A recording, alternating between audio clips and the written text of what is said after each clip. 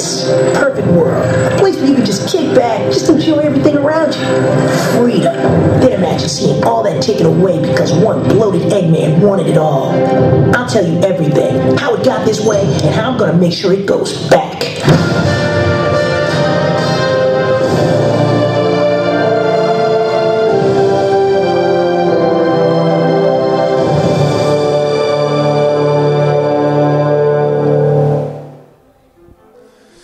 All right, this is Roger Shackelford with Tainted Reality, and we are sitting down with the gentlemen who have made not only the Mega Man fan film that's wildfire on the internet, but they are currently making a fan film about Sonic the Hedgehog.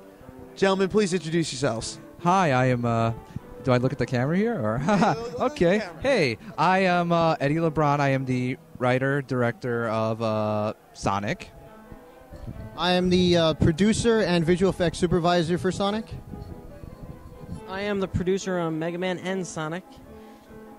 So I wanted to just take this opportunity to thank you, gentlemen, for taking time out of MAGFest to sit down with us and do this little interview. Thank you for having us. And first and foremost, what got you guys into fan filmmaking? I've been making fan films since I was really young. It's for a lot of children that get into film, the best way to kind of get into it is kind of making stories based on pre-existing stories. I mean, when you're a child, you know, like, I want to be a Ghostbuster, you know, I want to be Indiana Jones. You make films based on that. I got into video game fan filmmaking legitimately with Mega Man. Mega Man was my first approach to that. I did a lot of, you know, feeble attempts, weak attempts when I was in my early teens just for fun. Mega Man was the first time I really wanted to do it professionally, and I wanted to do it as good as I can do it. Now we want to do Sonic because we want to one-up everything we did with Mega Man and really, you know, do something that's never been done before, you know, on the independent, you know, wavelength of things, especially, you know, in terms of fan films. And video game films don't really have the greatest rep, so we're kind of hoping as fans we can maybe, you know, do some damage and, you know, fix some things. Yeah, hopefully this won't turn out like the Mario Brothers movie. That's the greatest punchline to any video game movie joke ever. And what about you, gentlemen? I love Sonic the Hedgehog. I love Mega Man.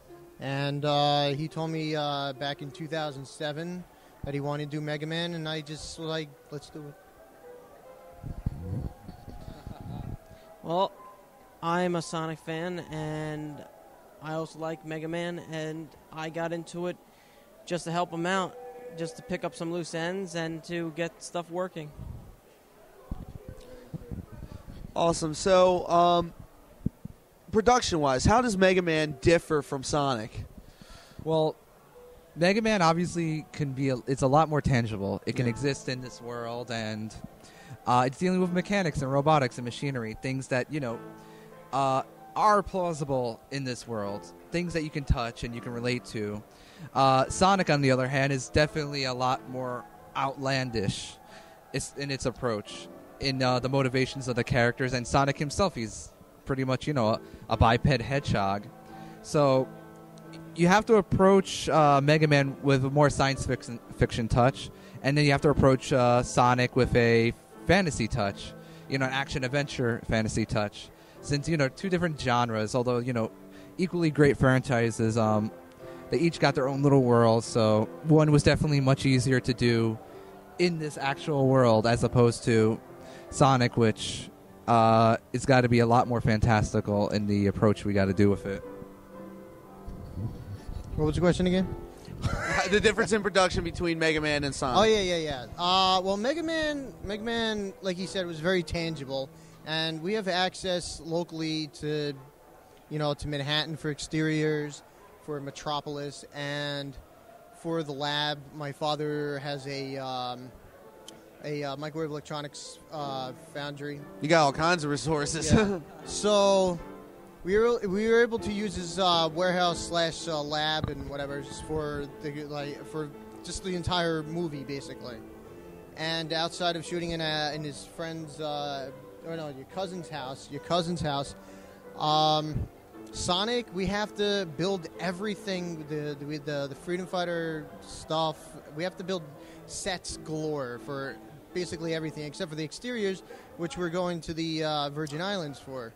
so we can have that more of the tropical feel that Sonic has, especially in the Green Hill Zone.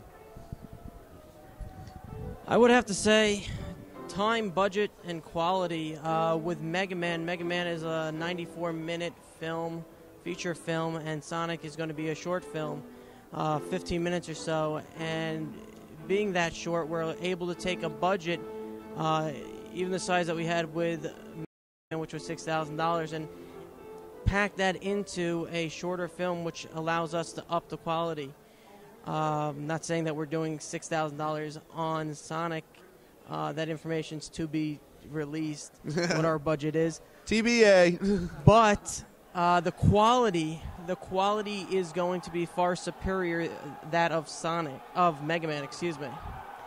And that is our goal, to be able to pack as much as we can into a short period of time, but without ruining it and just keeping the quality. So this way everyone's happy. And I have a feeling my Steelers just lost. I'm sorry, ladies and gentlemen, but we're fighting with the playoffs in the background. That we wanted to shoot over by the bar, but unfortunately we're over here. But it sounds like the Ravens are winning, given the local crowd. Amy doesn't really seem to be too happy about that. But anyway, back to what's important. So you mentioned in the panel that there's Sonic is going to be CG. But you also said there's going to be human characters, so it's going to be a live-action CG mixture, kind of in the vein of Star Wars, so to speak. I would say so. The only difference is it would be more in the vein of the older Star Wars movies as opposed to the newer, because we like dealing with the tangible. The whole purpose of doing Sonic in live-action is not to, make him look uber-realistic, but I want to see Sonic do his things in not this world, but a world that I can almost, relate to. Trees that I can, get a sense that I can be touching those trees, or I could be in that environment, or I could be one of those characters there. I want to see Sonic running, 300 miles an hour, in a tangible environment, or, as loosely as I can say tangible, but that's the whole purpose of doing this live action, is to just get that sense of adventure and speed that Sonic has in the video game and bring it into our world. So half of the movie will be CG, set extensions, locations, robots, Sonic. Everything else would be live action, the Virgin Islands, Manhattan, and just trying to get the balance of both. So that way you get the tangibility and the feel of it, but we can go a little further, because the limitations of this world will just bog down what a Sonic movie could be. Yeah, the like you said, all the robots in Sonic are all going to be CGI, because we're not going to do a puppet. This isn't what was it, Chronicles of Narnia, 1990-ish. Yeah. Howard the Duck. This is not going to be Howard the Duck. I'm telling everybody now, it's not going to be Howard the Duck. And that's good news. Or Super Mario. Yeah, this is also good news. Even though we had a CGI Bowser, or was it King Koopa? Whichever it was. They called him Koopa. He was played by freaking Dennis Hopper. Yeah. Great actor, but yeah. Well, we've done hating on the Mario movie a million times. We all have. We've had 20 years to do it. So go ahead. Yeah. No, it's not going to be anything like that. This is going to be a very it's going to be treated like a fantasy, but it's not going to be over the top, fanciful kind of. Does that make sense? It's almost living in its own world kind of thing. Yeah. We're taking this world that we're in now and just tweaking it a little bit so Sonic can exist. So, if correct me if I'm wrong, but the way you guys were talking down at the panel, it almost seemed like the tone and the world is going to be very, very similar to the to that of the Saturday morning cartoon, and it's going to transition into more of the world of the game. Yeah, we're taking aspects like the Freedom Fighters, for instance, and that whole underground kind of organization, people fighting back, fighting against Robotnik, and we're taking that aspect, that main aspect of it. Tell me if I'm wrong. Okay. And just taking that and creating new characters, and because it's based on the game, and this is before we meet anybody else, we have to use human freedom fighters, and haters are going to hate, so we're going to do what we have to do. Yeah. Despite that, The whole approach is that it's got to be mainly based more in the game. All the Saturday morning cartoon stuff is just a means of getting a plot going, justifying a lot of the action. Because you don't really have too much to work with from the video game standpoint. Yeah, and if this was to be entirely animated or entirely CG, I would go with something as simple as Sonic protecting woodland critters from Robotnik. But we kind of want to do something a little bit more because it's just. It's kind of taking chances, but if it pays off, then it's just like a new revamp of Sonic. It's not even a reboot or anything. It's just kind of another canon, another story arc. The comics the film canon, the cartoons had their little universe, the comics have their universe, and the games have their universe. You got a lot of media to work from here. With you had even the anime, you had the straight to video anime, you had the comic books, and there's been a couple of different comic book series. Three Western produced TV shows. Yes. You got a lot of mythology to work with here. Exactly. And some of that stuff is not really connected to one another. Some of them are just, a universe in their own right. And fans seem to accept that. So we're hoping they accept the fact that the film universe is kind of a hybrid of the Saturday morning cartoon, but it's using it to benefit what we really want to do, which is a game-driven universe, a Green Hill Zone, driven universe in which there's the death egg and just one day might be an egg carrier, just all these elements that have been kind of in the game foundation just so that we can do something a little bit new. But I'm more connected to the game than anything else. Anything else to say? You hit it. So one thing you guys were talking about in the panel, we had a pretty lengthy discussion before the interview, was you guys were talking about, right now it's a 15-minute short film. Mega Man was a feature film. But you were talking about, possibly coming back to this if the fan reaction was right. Can you expand upon that a little bit more? Yes. The idea is we want to do a short, to the point video that can go viral and be its own. That way, any Sonic fan can just, watch 10 to 15 minutes and not feel like they just, spent 90 minutes on something they may or may not like. And, it's a quick watch. They either like it or they don't. Hopefully they all like it, but you can't please everyone. And once that's done, we hope that we can set up a meeting with Sega. We know some people who might be able to help us with that. Some people who say, we can get you that meeting as long as you finish the movie. So once it's done, if we can get somewhere with that, I'm not going to say, best case scenario in the whole wide world, we do an official one. Mid-case scenario, we get financing to do a non-for-profit, movie that can either, go on Xbox Live or something, something viral that goes online. Something like the Guild or something like that. Yeah. Worst case scenario, we can use it as a spec, and we can go around Hollywood showing it to execs and, getting money to do more elaborate projects. Because, I would love to, revisit and do a Mega Man 2 or even get the money to, do a more elaborate Sonic spec. I mean, who knows? I don't know what the avenues are going to take us. We have our basic path laid out, but once the movie is done, then we'll really know exactly what can be next. But the first course of action is to talk to Sega. Okay. So, you seem to be pretty ambitious with this, with how everything is being planned out. I mean, like, you guys are going about this professionally. I mean, with all the pre-production, you guys, you're doing set designs, you're doing location scouting. I mean, this is the closest that the fan base has had to a real Sonic movie. And do you feel that there's a lot of weight on your shoulders right now? Because I know that you guys are really, really interested and concerned in getting fan feedback. Yeah, absolutely. It's just the Sonic fan base, depending on the demographic, the specifics of the fan base, they're one of the most passionate fan base out there. Some are very passionate in a very positive way, some aren't. But it's a hard fan base to please. So what we've accepted is that not everyone's going to like this.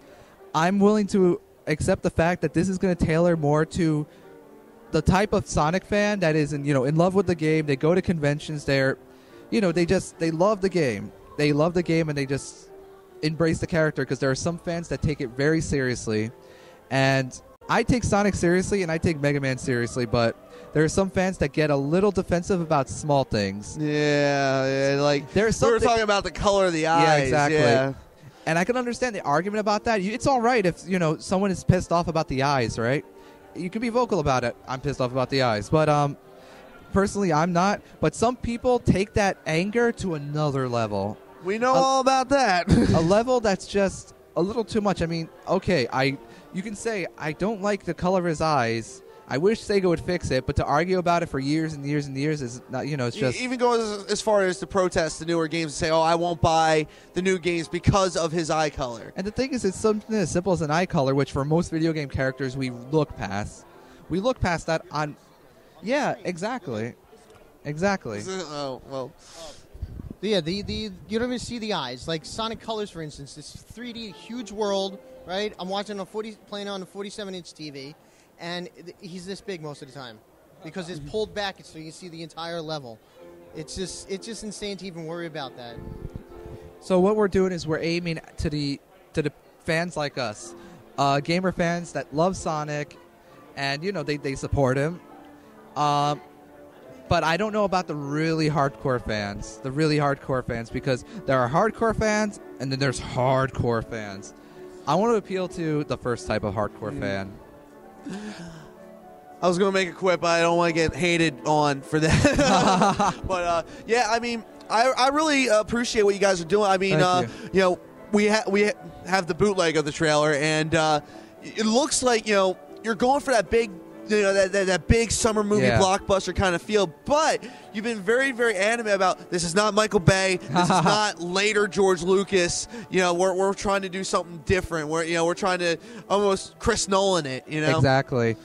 We definitely wanted to have a lot of motion and just a lot of atmosphere and just a texture to it, because Sonic has his universe. The games, they got a soul.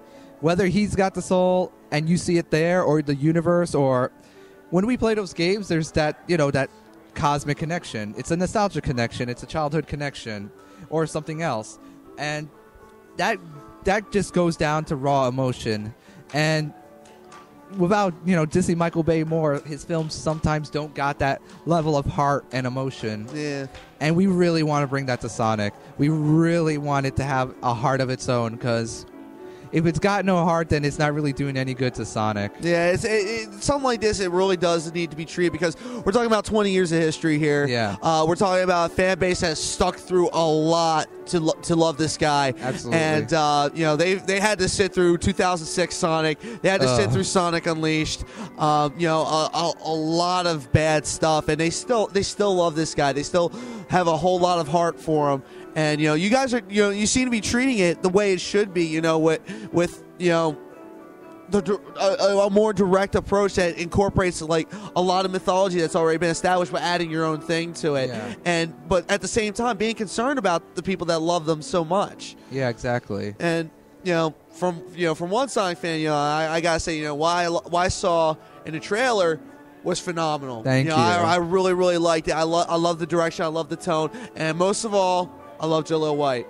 Jaleel White, he's fantastic. Yeah, and I can't believe you guys got him. And I wouldn't have it any other way, because there's been a lot of voices for Sonic, but as far as I'm concerned, he is the voice of Sonic. He is Sonic. And it's been like many, many years since he's actually done the voice, but his voice has changed. Of course. But he's still got the swagger in it. Exactly. He's still got the feel. It's like, when you were you there? Were you present for the voice recordings? I was there. We all three of us flew out for that recording, and we knocked it all out in an afternoon. I would say we actually spent maybe a good 2 hours just talking and hanging with him. What was it like to hear him get back into character? Like, did it seem like it was something that he was really eager to do, or was like, let's go ahead and do this? He was eager. Yeah. Well, when he first came out of the recordings the first time, I had asked him how did it feel after all these years voicing Sonic again, and he just leaned back on the door and said it was great. He loved it. Like riding a bike, yeah. One thing I have noticed about Jaleel White in recent years is, obviously he's more famous for something else, and it seems like he's trying to distance himself from that quite a bit. And I guess the Pittsburgh Steelers just lost again. But damn fans made me lose my train of thought. It seems like he's trying to distance himself from his other big role, but he seems to welcome Sonic with open arms. You know? Like he did an interview for the re-release of the Saturday morning cartoon show on DVD. I mean, did you really, other than him telling you guys, it was great to step back in his shoes, did you really feel it from the performance? Like, did you really get that he loves this character? He was doing body motions in the booth. He was getting into it, and he was just like, let's do another take. I could do that better. Let's do another one. It was just, he did all sorts of read. We had him do a more darker, mature one. We had him do an old school, lighter one, and it's just, go. On the younger voice, he sounds just like back then, but we chose to do a little bit darker. So a little bit older, more mature, because he's supposed to be like 15, 16 now. Yeah. Back then, he was like more of a 12-year-old. So. Yeah. And plus, he was much younger, so it was easier for that. But he sounded just like that when he did this first read. He did it younger. Oh, wow. Yeah, but for actually what you saw in the trailer is actually a little bit in between. We asked him, could you just like tweak it back and forth a little bit? And that's the read you got. So which reading are you going to be going for specifically? Are you going to be going for the more classic kind of, cocky, younger kind of guy? Or are you going to be going for what you saw in the trailer? For what you heard in the trailer, and a little bit darker than that on some stuff. Because we have reads all over the place. The entire script is read different ways. It's fantastic. It ultimately depends on the scene. What you heard in the trailer was essentially a classical read, but we had him add a few years. I guess that's kind of why you see that it's got a deeper, more mature tone to it. But the thing is we feel in order to kind of, rejuvenate things with Sonic for the movie, it was a necessary step. And based on what I've heard, people they really like how he sounds. It's like, it's familiar and it works. Well, yeah, like I said, he's got that swagger. He still has, the what's the phrase I'm looking for? He still has the speech pattern down pat. It's just the tone. The tone made he still sounded a little older. And I was just saying, it has been about 15 years since he voiced the character last. But if you guys are saying he's reading it just like before, then that's a feat. That's incredible. Yeah, I mean, the last time he did it, he was old enough in which his voice had deepened a bit. So if you watch certain episodes of Sonic Underground, you can actually, hear a slightly deeper Sonic, which is what we kind of added 2 years to. So he does not sound, deep and dark by any means, but, it's new and it's very familiar. And people seem to be digging it. Awesome. So what's the production schedule looking like?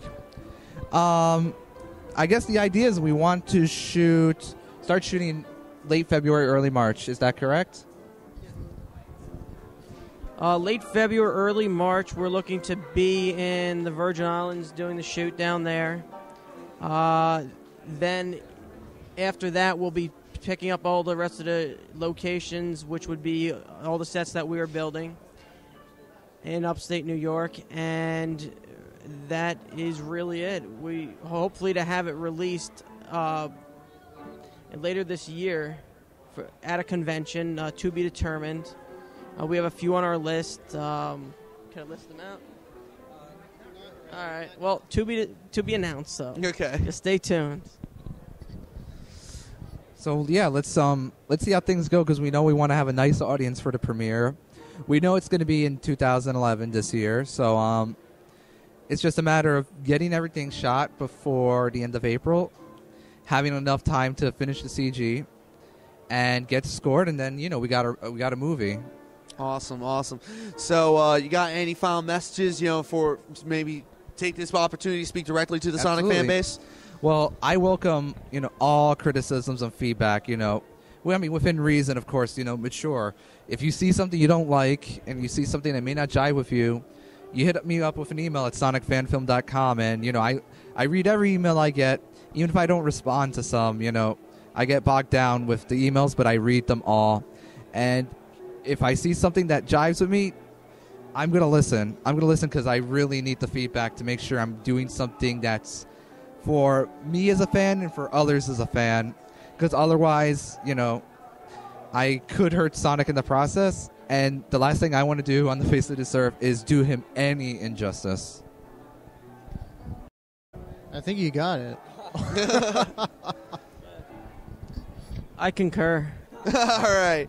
Well, thank you very much, gentlemen, for, Thank you for sitting having down us. with us. You know, we're waiting for bated breath for this. It looks amazing. The trailer was, Thank you know, you. it really looked professional. It really looked well done, and you guys got Jaleel White. I mean, if that doesn't say, you know, Sonic enough, I don't know what does. But thank you so much, guys. Thank you and, very we wish much you for the best having of us. luck. Thank you.